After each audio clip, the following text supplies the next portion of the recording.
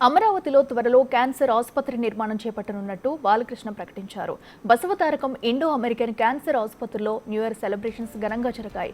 ఈ వేడుకల్లో నందమూరి బాలకృష్ణ పాల్గొన్నారు. క్యాన్సర్తో బాధపడుతున్న చిన్నారులతో కేక్ కటింగ్ చేయించారు.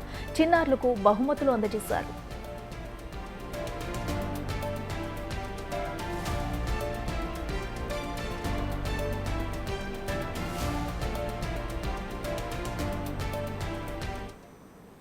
25వ వార్షికోత్సవాన్ని పురస్కరించుకుని వజ్రోత్సవాలు ఘనంగా చేస్తామన్న బాలయ్య ఈ సందర్భంగా తెలిపారు. ఏపీలోని తుళ్లూరు ప్రాంతంలో త్వరలో క్యాన్సర్ ఆసుపత్రి నిర్మాణం కూడా చేపట్టనున్నట్లు బాలకృష్ణ వెల్లడించారు.